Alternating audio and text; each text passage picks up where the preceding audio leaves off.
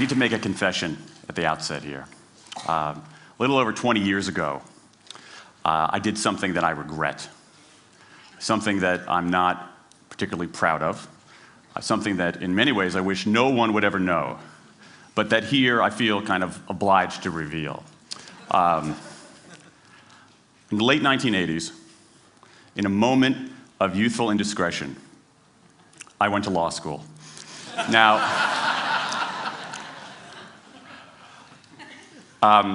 in America, law is a professional degree. You get your university degree, then you go on to law school. And when I got to law school, I didn't do very well.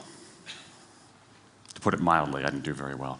I, in fact, graduated in the part of my law school class that made the top 90% possible. Thank you. I never practiced law a day in my life. I pretty much wasn't allowed to.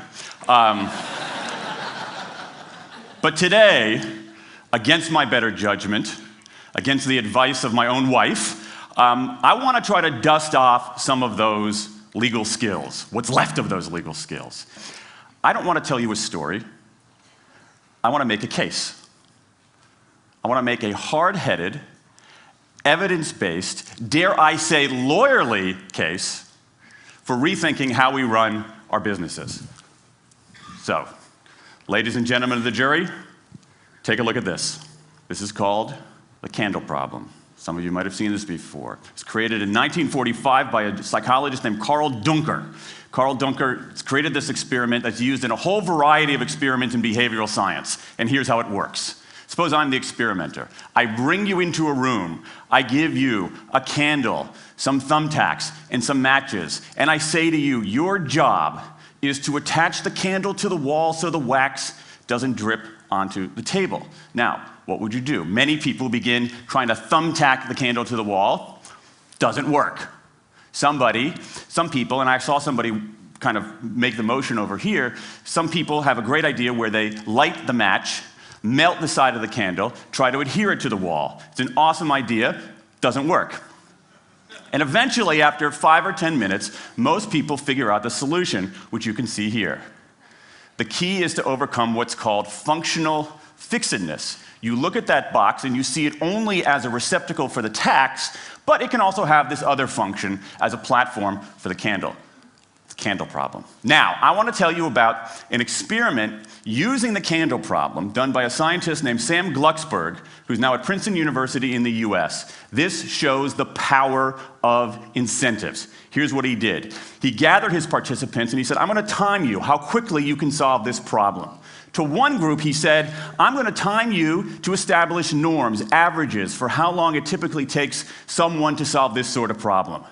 To the second group, he offered rewards. He said, if you're in the top 25% of the fastest times, you get $5. If you're the fastest of everyone we're testing here today, you get $20. Okay, now this is several years ago, adjusted for inflation. It's a decent sum of money for a few minutes of work. Okay, it's a nice motivator. Question, how much faster did this group solve the problem? Answer, it took them on average 3.5 minutes longer.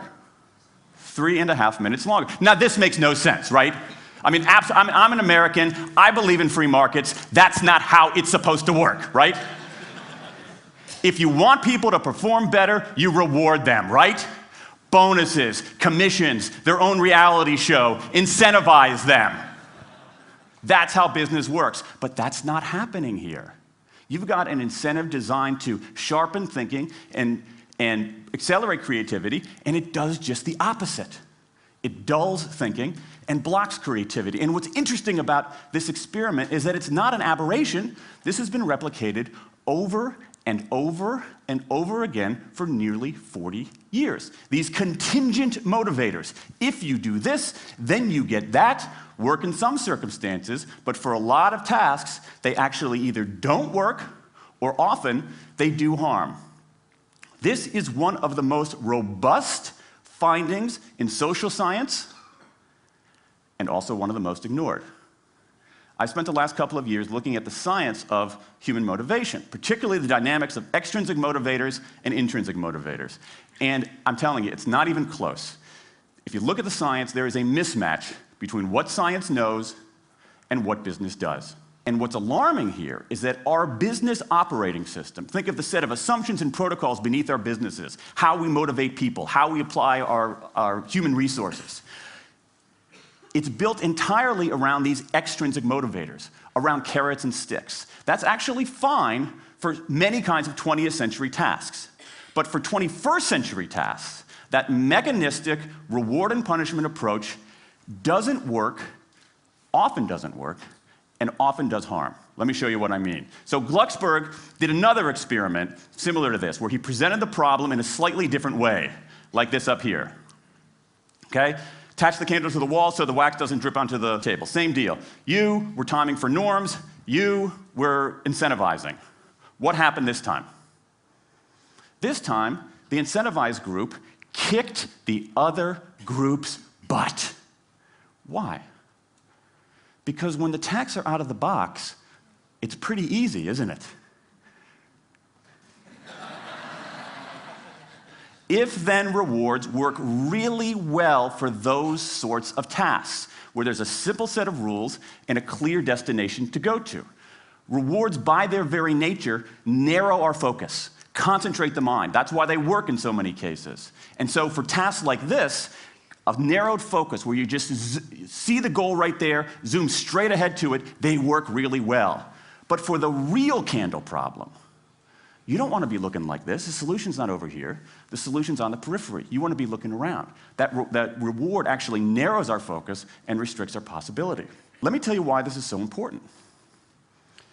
In Western Europe, in many parts of Asia, in North America, in Australia, white-collar workers are doing less of this kind of work and more of this kind of work.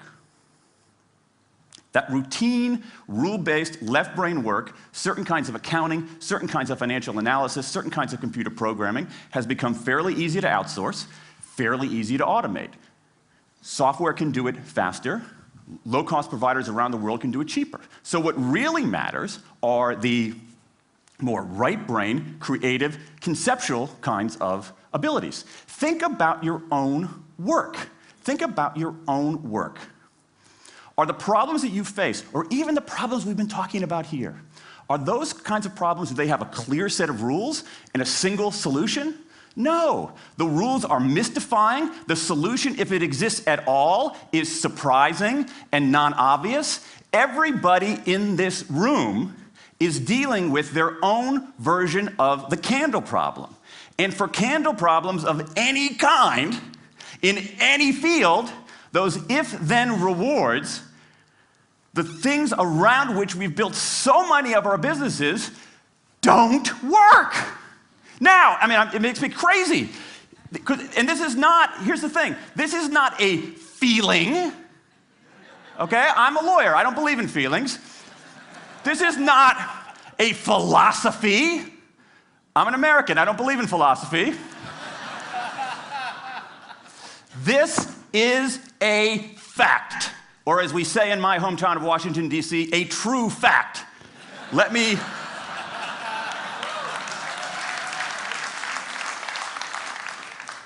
give you an example of what I mean. Let me marshal the evidence here, because I'm not telling you a story, I'm making a case, ladies and gentlemen of the jury. Some evidence. Dan Ariely, one of the great economists of our time, he and 3 colleagues did a study of some MIT students. They gave these MIT students a bunch of games that involved creativity and motor skills and concentration. And they offered them for performance 3 levels of rewards. Small reward, medium reward, large reward. Okay? Do really well, you get the large reward, on down. What happened? As long as the task involved only mechanical skill, bonuses worked as they would be expected. The higher the pay, the better the performance. Okay? But once the task called for even rudimentary cognitive skill, a larger reward led to poorer performance. Then they said, okay, let's see if there's any cultural bias here. Let's go to Madurai, India and test this. Standard of living is lower. In Madurai, a reward that's modest by North American standards is more meaningful there. Same deal. A bunch of games, 3 levels of rewards. What happens? People offered the medium level of rewards, did no better than people offered the small rewards. But this time, people offered the highest rewards. They did worst of all. In 8 of the 9 tasks we examined across 3 experiments, higher incentives led to worse performance. Is this some kind of touchy-feely socialist conspiracy going on here? No, these are economists from MIT, from Carnegie Mellon, from the University of Chicago. And do you know who sponsored this research? The Federal Reserve Bank of the United States. That's the American experience. Let's go across the pond to the London School of Economics. LSE, London School of Economics, alma mater of 11 Nobel laureates in economics. Training ground for great economic thinkers like George Soros and Friedrich Hayek and Mick Jagger. Just last month, economists at LSE looked at 51 studies of pay-for-performance plans inside of companies. Here's what the economists there said. We find that financial incentives can result in a negative impact on overall performance. There's a mismatch between what science knows and what business does. And what worries me as we stand here in the rubble of the economic collapse is that too many organizations are making their decisions, their policies about talent and people, based on assumptions that are outdated, unexamined, and rooted more in folklore than in science. And if we really want to get out of this economic mess, and if we really want high performance on those definitional tasks of the 21st century, the solution is not to do more of the wrong things, to entice people with a sweeter carrot or threaten them with a sharper stick. We need a whole new approach. The good news about all this is that the scientists who've been studying motivation have given us this new approach. It's an approach built much more around intrinsic motivation, around the desire to do things because they matter, because we like it, because they're interesting, because they're part of something important. And to my mind, that new operating system for our businesses revolves around 3 elements: autonomy, mastery, and purpose. Autonomy, the urge to direct our own lives. Mastery, the desire to get better and better at something that matters. And purpose, the yearning to do what we do in the service of something larger than ourselves. These are the building blocks of an entirely new operating system for our businesses. I want to talk today only about autonomy. In the 20th century, we came up with this idea of management. Management did not emanate from nature. Okay? Management is it's not a tree, it's a television set. Okay? Somebody invented it. And it doesn't mean it's going to work forever. Management is great. Traditional notions of management are great if you want compliance. But if you want engagement, self-direction works better. Let me give you some examples of some kind of radical notions of self-direction. And what this means, you don't see a lot of it, but you see the first stirrings of something really interesting going on. Because what it means is, it means paying people adequately and fairly, absolutely. Getting the issue of money off the table, and then giving people lots of autonomy. Let me give you some examples. How many of you have heard of the company Atlassian? Okay, looks like less than half. Atlassian is an Australian software company, and they do something incredibly cool. A few times a year, they tell their engineers, go for the next 24 hours and work on anything you want. As long as it's not part of your regular job, work on anything you want. So the engineers use this time to come up with a cool patch of code, to come up with an elegant hack. Then they present all of these stuff that they've developed to their teammates, to the rest of the company, in this wild and woolly all-hands meeting at the end of the day. And then, being Australians, everybody has a beer. They call them FedEx days. Why? Because you have to deliver something overnight. It's not bad. It's a huge trademark violation, but it's pretty clever. That one day of intense autonomy has produced a whole array of software fixes that might never have existed. And it's worked so well that Atlassian has taken it to the next level with 20% time, done famously at Google, where engineers can spend 20% of their time working on anything they want. They have autonomy over their time, their task, their team, their technique. Okay? Radical amounts of autonomy. And at Google, as many of you know, about half of the new products in a typical year are birthed during that 20% time. Things like Gmail, Orchid, Google News. Let me give you an even more radical example of it. Something called the results-only work environment, the ROW, created by 2 American consultants in place at about a dozen companies around North America. In a ROW, people don't have schedules. They show up when they want. They don't have to be in the office at a certain time or any time. They just have to get their work done. How they do it, when they do it, where they do it, is totally up to them. Meetings in these kinds of environments are optional. What happens? Almost across the board. Productivity goes up, worker engagement goes up, worker satisfaction goes up, turnover goes down. Autonomy, mastery, and purpose. These are the building blocks of a new way of doing things. Now, some of you might look at this and say, that sounds nice, but it's utopian. And I say, nope. I have proof. In the mid-1990s, Microsoft started an encyclopedia called Encarta. They had deployed all the right incentives. All the right incentives. They paid professionals to write and edit thousands of articles. Well-compensated managers oversaw the whole thing to make sure it came in on budget and on time. A few years later, another encyclopedia got started. Different model, right? Do it for fun. No one gets paid a cent or a euro or a yen. Do it because you like to do it. Now, if you had, just 10 years ago, if you had gone to an economist anywhere and said, hey, I got these 2 different models for creating an encyclopedia, if they went head-to-head, who would win?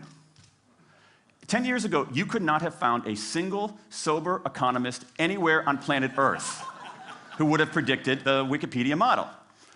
This is the titanic battle between these 2 approaches. This is the Ali Frazier of motivation, right? This is the thriller in Manila, all right? Intrinsic motivators versus extrinsic motivators. Autonomy, mastery, and purpose versus carrots and sticks. And who wins? Intrinsic motivation, autonomy, mastery, and purpose in a knockout. Let me wrap up. There's a mismatch between what science knows and what business does, and here's what science knows. 1, those 20th century rewards, those motivators we think are the natural part of business, do work, but only in a surprisingly narrow band of circumstances. 2, those if-then rewards often destroy creativity. 3, the secret to high performance isn't rewards and punishments, but that unseen intrinsic drive, the drive to do things for their own sake, the drive to do things because they matter. And here's the best part.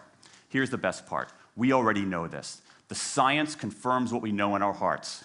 So, if we repair this mismatch between what science knows and what business does, if we bring our motivation, notions of motivation into the 21st century, if we get past this lazy, dangerous ideology of carrots and sticks, we can strengthen our businesses, we can solve a lot of those candle problems, and maybe, we can change the world. I rest my case.